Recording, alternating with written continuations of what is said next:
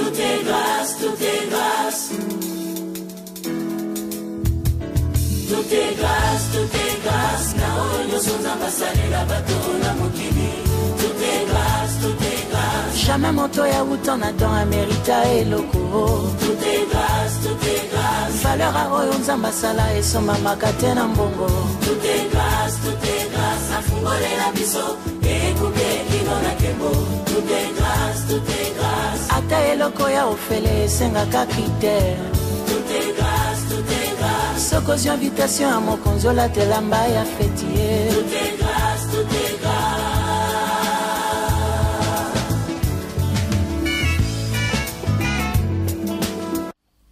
Chers amis, frères et sœurs dans le Seigneur, encore une fois nous voici dans la présence de Dieu, ce travail que nous aimons, ce Dieu que nous adorons, ce travail qui est formidable et magnifique, ce travail qui nous donne une grande opportunité.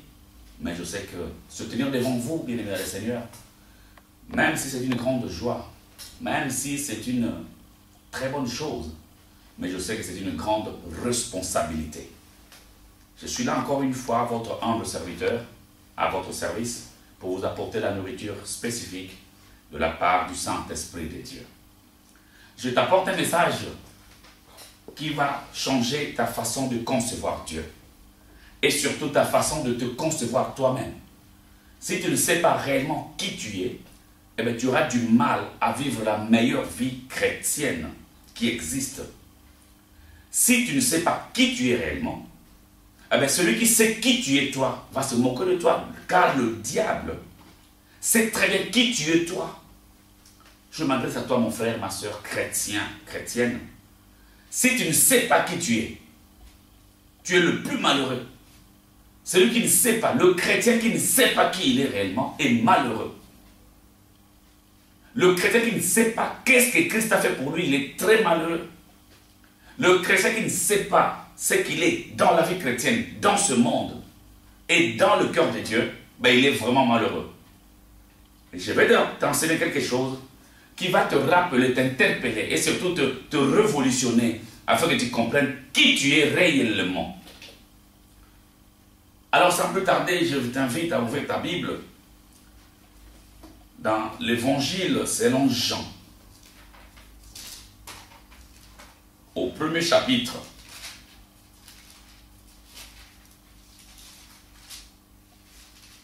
L'Évangile selon Jean au premier chapitre, à partir du 9e verset, mais notre verset c'est le verset 12 et 13. La Bible dit ceci, Jean chapitre 1er, à partir du 9e jusqu'au 13e verset. La Bible dit ceci, cette lumière était la véritable lumière qui, en venant dans le monde, éclaire tout homme. Elle était dans le monde, et le monde a été fait par elle, et le monde ne l'a point connue. Elle est venue chez les siens, et les siens ne l'ont point reçue. Mais à tous ceux qui l'ont reçue, à ceux qui croient son nom, elle a donné le pouvoir de devenir enfants de Dieu, lesquels sont nés non du sang, ni de la volonté de la chair, ni de la volonté de l'homme, mais de Dieu, parole du Seigneur. Maintenant, je vais t'inviter, bien-aimé, à comprendre ces quelques mots que nous allons lire, de ces quelques phrases, ces quelques paroles magnifiques de la part de Dieu. La Bible dit, si nous entrons directement dans le verset 12 et 13, la Bible dit, mais à tous ceux qui l'ont reçu, ce soir je m'adresse à ceux qui ont reçu Jésus comme Seigneur et Sauveur. À tous ceux qui croient en lui, la Bible dit, à tous ceux qui l'ont reçu et à ceux qui croient en son nom. Ces deux conditions sont des conditions sine qua non pour entrer dans le bénéfice de l'enfant, pour devenir enfant de Dieu. À tous ceux qui l'ont reçu, à ceux qui croient en son nom, et à ceux qui l'ont reçu sans croire. Ça, c'est la manière de chrétien d'aujourd'hui. Beaucoup l'ont reçu sans croire en ce qu'il est. Je sais qu'il habite dans ma vie, je l'ai reçu comme Seigneur et Sauveur, mais je ne crois pas qu'il est capable de changer ma vie. Je ne crois pas qu'il est capable de me lever. Je ne crois pas qu'il est capable de me guérir. Je ne crois pas. Mais il y a aussi ceux qui croient en lui. Ils croient en lui. Mais ils ne l'ont jamais reçu. Ils croient qu'il est le Seigneur. La Bible dit que les démons croient aussi et ils tremblent. Il y a ceux qui croient en Jésus. Ils savent qu'il est capable de toutes choses. Ils savent qu'il est le Fils de Dieu. Ils savent qu'il est Dieu. Ils savent qu'il est capable de guérir. Ils savent qu'il est capable de délivrer. Mais ils n'ont pas reçu. Mais la Bible dit, à ceux qui l'ont reçu et à ceux qui croient en son nom, elle a donné le pouvoir de devenir enfants de Dieu. Lesquels sont nés ni du sang, ni de la volonté de l'homme, mais de la volonté de Dieu. Ceux-là, ces gens-là sont devenus enfants de Dieu. Ils ne sont plus nés dans la volonté de l'homme, mais ils sont nés dans la volonté de Dieu. Je veux te parler de quelque chose de simple, mais je veux que tu me suives et que tu me comprennes. Nous allons parler sur la nature divine. La nature divine. Je veux que tu comprennes, toi, enfant de Dieu, quelle est ta nature. L'homme est une nature. Nous avons une nature. Depuis la chute de l'homme, l'homme a reçu une nature qui est la nature humaine. La nature humaine, c'est l'ensemble de toutes les composantes de l'homme, le caractère, les comportements, les habitudes, tout ce que nous voyons dans le monde, la maladie, l'échec, ce sont les choses qui font partie de la nature de l'homme. La Bible dit Dieu n'est pas un homme. Si la Bible dit Dieu n'est pas un homme, la Bible veut simplement dire que la nature de Dieu ne se trouve pas dans l'homme et la nature de l'homme ne se trouve pas en Dieu. Dieu n'est pas un homme, ça veut simplement dire ce qu'on peut trouver dans Dieu, en Dieu ne se trouve pas dans l'homme. L'homme tel qu'il est l'homme a une autre nature et Dieu a aussi une autre nature. Ils n'ont pas la même nature. Avoir une nature, savoir tous les éléments qui composent la façon d'être, l'état, un état d'être. Dieu a une nature qu'on appelle la nature divine. Une nature de grandeur, une nature d'élévation, une nature de succès. En Dieu, il n'y a pas de chèque. En Dieu, il n'y a pas de mensonge. En Dieu, il n'y a rien de fausseté. Tout en Dieu est merveilleux et gloire. Autour de Dieu, tout est gloire. Autour de Dieu, tout est élévation. Autour de Dieu, tout est toute puissance. C'est ça la nature de Dieu. Mais l'homme dans sa nature, l'homme est faible, l'homme tombe malade, est sujet à la maladie, l'homme est sujet à des échecs, l'homme est sujet à beaucoup de problèmes. C'est ça la nature humaine. La Bible dit, Dieu n'est pas un homme. Depuis la chute de l'homme en Éden, l'homme a perdu cette nature qu'il avait de Dieu. L'homme est devenu totalement un être à la nature des hommes, voué à l'échec, à la maladie, à la convoitise. Il est devenu même, la Bible dit, Jésus dirait un jour aux pharisiens, vous avez comme père le diable. Ils ont hérité un nouveau papa, un nouveau père qu'on appelle le diable. Mais la Bible dit ceci. À tous ceux qui l'ont reçu, à ceux qui croient en son nom, elle a donné le pouvoir de devenir enfants de Dieu. Mais laisse-moi te dire ceci. Quand nous tous qui sommes dans ce monde, nous sommes nés quelque part. Et nous sortons de quelque part. Moi qui vous parle, j'ai un père. J'ai aussi une mère. J'ai un père et une mère qui se sont mariés et ils m'ont donné naissance. Je suis né d'un père et d'une mère. Ce qui a fait de moi, ce qui m'a poussé à hériter la nature humaine. Mais la Bible dit, quand on hérite cette nature-là, on hérite tout ce qui est de l'homme. On hérite tout ce qui est sujet à l'échec, sujet à la malédiction, sujet au rejet, sujet à beaucoup de choses négatives. Mais la Bible dit à tous ceux qui l'ont reçu, et là Dieu veut par Jésus-Christ changer la nature de l'homme. J'avais une autre nature qui était la nature des hommes. Maintenant, par Jésus-Christ, j'ai la nature divine. Celui qui a la nature de Dieu fonctionne comme Dieu, marche comme Dieu, voit les choses comme Dieu et ne regarde pas comme des hommes, ne pense pas comme des hommes. Car la Bible dit, la pensée de Dieu n'est pas la pensée des hommes. Dieu voit les choses autrement, les hommes voient les choses autrement. Un jour, Lazare est mort, les gens ont dit il est mort. Jésus a dit il dort. Celui qui a la nature de Dieu ne vit pas comme les hommes, ne voit pas comme les hommes, ne pense pas comme des hommes. Il voit des choses comme Dieu. Est-ce que as-tu déjà dans ta vie reçu Jésus comme Seigneur et Sauveur? La Bible dit à tous ceux qui l'ont reçu, à ceux qui croient en son nom, elle a donné le pouvoir de devenir. On n'était pas enfant de Dieu, on est devenu enfant de Dieu. Quelque part, j'étais enfant de mes parents, mais après acceptation de Jésus, je suis devenu enfant de Dieu. Mais ce que je comprends, c'est que c'est être un enfant de Dieu. La Bible dit, on devient.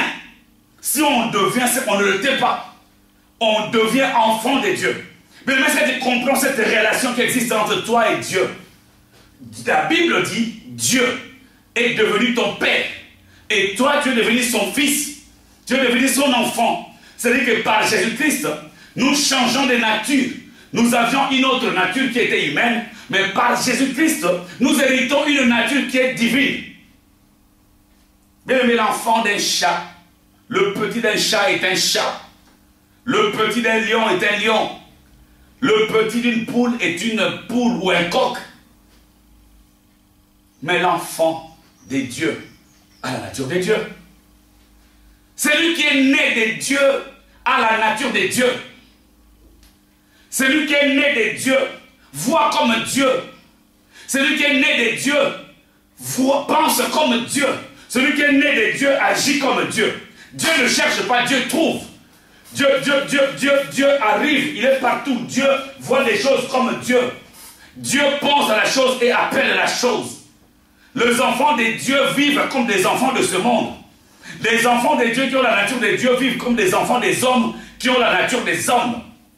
Je veux te dire ceci, si tu es un enfant de Dieu, tu dois changer ta mentalité. Je donne raison à Jean-Baptiste et à Jésus qui ont commencé leur ministère par dire « Repentez-vous ». La repentance, changement de mentalité, changer de mentalité, changer de conception. Un enfant de Dieu a la nature de Dieu. La nature, ce sont la nature d'une personne ou la nature de quelque chose, ce sont des éléments qui composent cette personne et son environnement. C'est-à-dire que avoir la nature de l'homme, c'est avoir toutes les composantes de la nature humaine. L'homme voit la mort, à l'échec, à la souffrance, à la maladie, à la vieillesse. Ça, c'est la nature des hommes. Mais Dieu, la Bible dit, il est le même hier, aujourd'hui, éternellement. Quand on entre dans la nature de Dieu, on entre dans l'éternité de Dieu. Celui qui est dans la nature de Dieu entre dans l'éternité de Dieu. Raison pour laquelle je peux le dire aujourd'hui, je suis éternel. Parce que par Jésus-Christ, j'entre dans son éternité. La Bible dit, celui qui est en moi est plus grand que celui qui est dans le monde. Pourquoi Jésus-Christ est-il en moi? Parce que je l'ai accepté et je crois en lui. Je l'ai accepté comme Seigneur et Sauveur et je crois que sa personne habite en moi.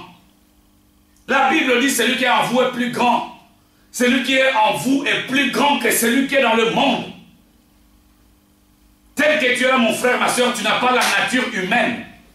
Je voulais simplement aujourd'hui interpeller ta conscience. Quand tu dors, quand tu réfléchis, même dans la maladie, même dans le manque, même si tu es rejeté, même si les gens ne veulent plus te parler, même si les gens t'abandonnent, sache que tu n'es pas un homme ordinaire. Tu n'as pas la nature des hommes. En toi, il y a la divinité. En toi, il y a la divinité. Tu es divin. Pourquoi tu es divin? Parce qu'en toi, il y a la nature de Dieu. La Bible dit, changez de mentalité, répondez-vous quand le royaume des cieux est proche. Le royaume là qui est proche habite en moi. Quand je regarde l'Ancien Testament, je vois Dieu dans Exode 25. Il descend dans la gloire pour venir habiter dans une maison que les gens ont construite, qu'on appelle le tabernacle. Quand Dieu est venu dans ce tabernacle, c'était toute la gloire de Dieu qui était descendue. Dieu qui est roi de tout le temps ne peut pas marcher tout seul. Le roi, quand le roi se déplace, il se déplace avec toute son armée. Il se déplace avec toute sa puissance. Il se déplace avec toute sa richesse. Et Dieu qui a quitté le trône est venu habiter dans le tabernacle fait que main d'homme a commencé à protéger Israël par sa présence dans le désert et dans le tabernacle.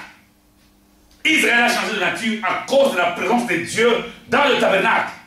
Aujourd'hui, maintenant, nous pouvons imaginer, mon frère, ma soeur, tout ce que Dieu a investi dans le tabernacle, dans le désert, c'est la même chose spirituellement. Dieu s'est investi en moi.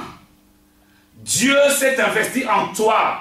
Étant le roi, il est venu en toi. Il est venu habiter en toi. Au lieu qu'il aille habiter dans le temple qui est à Jérusalem, la Bible dit quand il est mort, le rideau s'est déchiré en deux. Dieu n'est plus dans le temple à Jérusalem. Et Dieu a cherché, il a trouvé un temple qui est ton corps, mon frère, ma soeur. Et Dieu, en quittant le trône, n'est pas venu tout seul. Quand le roi se déplace, quand Jésus se déplace, les anges se déplacent. Quand Jésus se déplace, sa puissance se déplace avec lui. Quand Jésus se déplace, ces miracles les accompagnent. Quand Jésus se déplace, tout ce qui est en lui l'accompagne. Un roi ne se déplace pas seul. Un roi se déplace avec un cortège. Un roi se déplace toujours avec tout ce qu'il a. Et c'est Dieu-là que j'appelle Jésus. Il a quitté le trône. Il est venu dans ce monde. Il a cherché les endroits. La Bible dit qu'il a été rejeté. La Bible dit que les gens n'ont pas accepté. La Bible dit que les gens n'ont pas cru en lui. Mais toi qui as cru en lui, il a fait de ton cœur, il a fait de ton corps un temple pour lui. Il n'a pas trouvé de villa, il n'a pas trouvé de maison, il n'a pas trouvé des immeubles dans ce monde, mais il a trouvé une maison qui est ton corps. C'est-à-dire que quand Dieu est venu, il n'avait pas de place dans ce monde, mais toi tu lui as donné une place. Et ce roi-là qui t'a donné une place n'est pas venu seul dans ta vie. Il a apporté tout ce qu'il est et tout ce qu'il a pour faire en toi une nouvelle nature, mettre en toi, créer en toi une nature qui est différente de la nature des hommes. Il a fait de toi quelqu'un qui a la nature de Dieu. Si je dis que tu as la nature de Dieu, c'est parce que Dieu habite en toi. Tu n'es pas un homme ordinaire. Je m'adresse à toi, chrétien, chrétienne. Tu n'es pas un frère ou une sœur ordinaire. La Bible dit, le roi a quitté le trône pour venir s'investir en toi, dans ton corps. Ton corps est le temple du Saint-Esprit. Tu es devenu enfant de Dieu. Est-ce que tu comprends ce que c'est être un enfant? Tu as la nature de Dieu. Un enfant de Dieu a la nature de Dieu. Si on est né de Dieu, on a la nature de Dieu. Ceux qui sont nés d'un père et d'une mère héritent les gènes, héritent les ADN de ses parents. Quand on cherche bien, même si on trouve les ongles de cette personne, seulement les ongles, les cheveux, on comprendra qui est ses parents. On va comprendre cet homme-là, c'est qui sont ses parents à cause des empreintes, ADN ou autre chose. Ça, ce sont ceux-là qui sont nés du sang et de la volonté des hommes. Aujourd'hui, je m'adresse à tous ceux qui sont nés de Dieu. Tous ceux qui sont nés de Dieu ont la nature de Dieu. J'ai la nature de Dieu. Est-ce que tu as la nature de Dieu? Ben oui, mon frère, ma soeur. Tel que tu es là, toi qui me regardes, tu as la nature de Dieu. Est-ce que tu peux imaginer comment est Dieu? Parce que Dieu a fait de toi son enfant d'adoption par Jésus-Christ. La Bible dit ceci. Tel qu'il est, tel que nous sommes. Est-ce que tu peux comprendre et réaliser ce que Dieu a fait pour toi? Il a changé ta nature. Tel qu'il est, tel que nous sommes. Donc tel que Jésus, tel que je suis. Je veux voir comme Dieu. Je veux penser comme Dieu. Je veux imaginer les choses comme Dieu. Dieu ne pleure pas. Dieu ne pleure pas. Mais Dieu essuie les larmes de ceux qui pleurent. Dieu ne cherche pas. Mais il fait trouver ce que les autres cherchent. Ce que les autres cherchent, se trouve en lui. Dieu, il ne pleure pas. Dieu, il est la solution au problème. Tel que tu es là, mon frère, ma soeur, tout en ayant la nature de Dieu, c'est toi qui es la solution des autres. Dieu t'a choisi. Il a fait de toi quelqu'un ayant sa nature pour que toi aussi tu puisses aider les autres à avoir la nature de Dieu. Aujourd'hui, nous voyons des gens qu'on appelle des enfants de Dieu. ayant déjà en eux la nature de Dieu, mais qui pleurent comme des païens qui ont la nature des hommes. Toi qui as la nature de Dieu, tu pleures. L'autre qui a la nature des hommes pleure. Maintenant, qui va consoler qui? Bien-aimé, Jésus, avant de partir, il a dit, je vous laisse ma paix, je vous donne ma paix. Celui qui a la nature de Dieu transmet la paix, transmet la joie, communique la paix, communique la joie. Ce n'est pas parce que tu manques, ce n'est pas parce que tu as été rejeté, tu n'as pas de papier, ce n'est pas parce que ta maladie a duré. Mais en toi, il y a quelque chose. J'ai dit au début de ce message, celui qui ne sait pas qui il est, c'est lui le plus malheureux. Ce n'est pas celui qui est en prison, c'est celui qui ne sait pas qui il est réellement. Bien, moi je suis fier, car je sais qui je suis. Quand je pense à ce que Dieu a fait pour moi, il a pris sa nature, il a introduit ça en moi. Il a introduit sa nature en moi. Je ne suis pas n'importe qui, je suis divin. Il y a des choses de Dieu en moi. Ton problème, c'est parce que tu ne sais pas parler. Devant des situations, tu pleures. Oh, tu as oublié que Dieu ne pleure pas. Dieu décide. Dieu parle. Dieu appelle à l'existence des choses qui n'existent pas. Raison pour laquelle arrête de pleurer. Cesse de pleurer. Si ça ne marche pas, tu dois fonctionner comme Dieu. Parce qu'en toi, il y a la divinité. Tu as la nature de Dieu. Tu n'es pas un homme ordinaire. Ce n'est pas parce que tu n'as pas l'argent. Ce n'est pas l'argent qu'il faut un homme de la nature de Dieu. Ce n'est pas l'argent. Ce n'est pas la beauté. Ce ne sont pas des habits. Ce ne sont pas des voitures. Ce ne sont pas des belles maisons. Ce ne sont pas la position de ce monde qui fait d'un enfant de Dieu quelqu'un de la nature de Dieu. Non. Tu peux passer des moments difficiles dans ce monde, mais tu as la nature de Dieu. La Bible dit qu'il y avait un homme qu'on appelle Jean-Baptiste. Cet homme n'avait pas de villa. Cet homme n'avait pas de grandes maisons. Cet homme n'avait pas de beaux habits. Cet homme ne mangeait pas dans les grands palais. Cet homme n'avait pas un lieu où mettre sa tête. Cet homme n'avait pas d'argent. Mais la Bible dit quand il parlait. Cet homme, quand il parlait, même le roi tremblait dans le palais royal. Parce qu'il avait une autre nature que le roi n'avait pas. Même s'il était roi, il avait la nature humaine. Jean-Baptiste était dans le désert. Il mangeait des sauterelles.